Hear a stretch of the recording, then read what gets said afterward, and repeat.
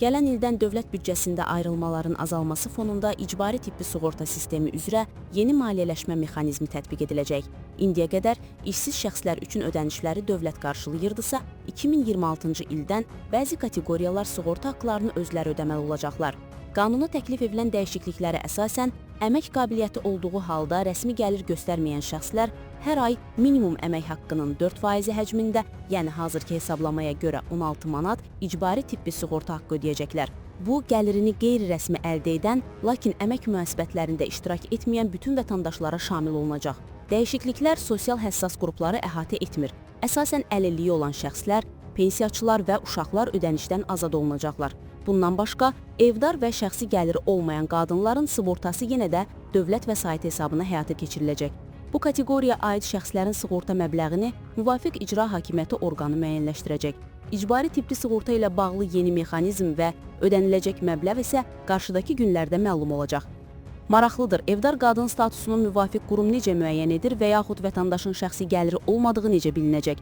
Məsələn, evdə bizneslə məşğul olan evdar qadını digərlərindən necə fərqləndirmək mümkün olacaq? Məsələ ilə bağlı hüquqşünas Ruslan Mustafayev CP-info.az-a bildirib ki, hər işi olmayan insan işsiz hesab edilmir. Hazırda tətbiq edilən qaydalara görə işsiz vətəndaş gedib məşğulluq idarəsində iş üçün növbəyə dayanan şəxs hesab edilir. Yəni qeydiyyatda olan şəxs işsiz kimi qəbul edilir.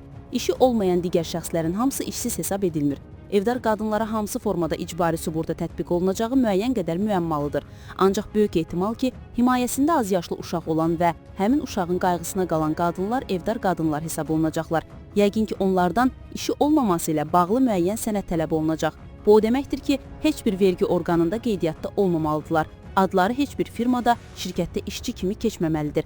Böyük ehtimal ki, bu sənədlər onlardan tələb olunacaq. Hüquqşünasın fikrincə, icra hakimiyyətinin müvafiq orqanı dedikdə, dövlət orqanının hər biri icra hakimiyyəti orqanı hesab edilir. Nazirliyin tabeliyində olan idarələr hər biri icra hakimiyyətinin orqanı hesab edilir. Ola bilər ki, qanunvericilikdə müvafiq icra hakimiyyəti orqanı dedikdə, məhz şəhər rayon icra hakimiyyətinin deyil, məşğulluq və digər idarələr nəzərdə tutulur. Evdar qadınlar ilk növbədə işsiz kimi müraciət etməlidirlər və məşğulluq idarələri də ərizədə göstərdikləri bacarıqlara uyğun olaraq onlara iş təklifi irəli sürür. Evdə fərdi işlə məşğul olanlar, məsələn, şirniyyat bişirmək, dərzilik və s. ilə məşğul olanları müəyyən etmək çətindir. Əslində həmin şəxslər evdə şirniyyat bişirib satmaq və yaxud dərziliklə məşğul olmaqla gəlir əldə edirlər. Gəlir əldə etdikləri təqdirdə qanunvericiliyə uyğun olaraq vergi orqanlarında qeydiyyatdan keçməli və müvafiq sənədləşdirmə aparılmalıdır. Onlara VÜEN verilməlidir ki, həmin şəxslər hər rübün sonunda hesabat verməlidirlər.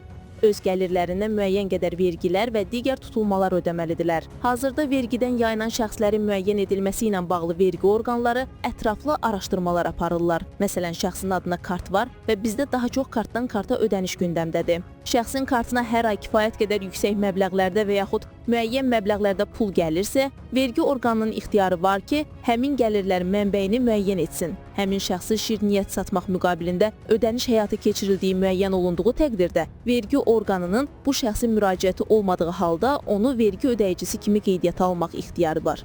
Onun adına VEN verilir və ondan rüblü hesabatlar tələb olunur. Bu qaydalara riayət etməyən şəxslər cərimələnirlər.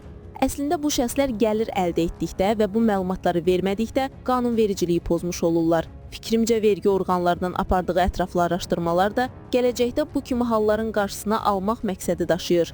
Ancaq həmin şəxs nağd şəkildə gəlir əldə edirsə, onu müəyyən etmək çətindir. Bununla bağlı kimlərinsə şikayəti, müraciət olmalıdır ki, araşdırma aparılsın. Həmin şəxsin mütəmadi, daimi olaraq bu işlə məşğul olduğu müəyyən edilsin. Ona görə də bunları müəyyən etmək icra hakimiyyəti orqanlarına kifayət qədər çətin olacaq.